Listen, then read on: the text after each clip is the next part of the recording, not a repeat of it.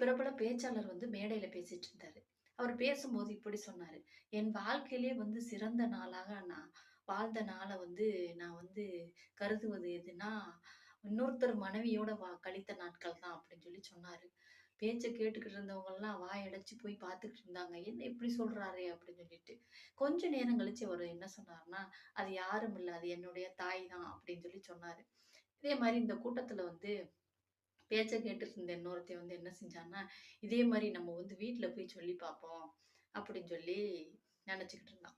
அதே மாரி வீட்டுக்கு போனான். வீட்டுக்கு போயி நைட்டு சாப்பாடுலாம் சாப்பிட்டுட்டு அவன் மனைவிட்ட போய் சொன்னான். இந்த மாரி என் வாழ்க்கையிலேயே வந்து மிக சிறந்த நாளா வந்து கருதுவது யாரு என்னன்னா, அடுத்த ஒரு மனைவியோட வாழ்ந்தது தான் அப்படின்னு சொல்லி சொன்னான். சொல்லி முடிச்சு அடுத்த வார்த்தைய அவன் சொல்ல வரதுக்குள்ள மயக்க நிலைக்கு போயிட்டான்.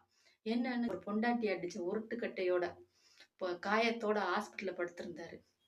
அது மாரி ஒருத்தர் செய்றாங்களேன்னு, அவங்க பேசுறாங்களேன்னு, அவங்க நாமளும் அது மாரி செய்யக்கூடாது. செஞ்சோம்னா இப்படித்தான் நடக்கும்.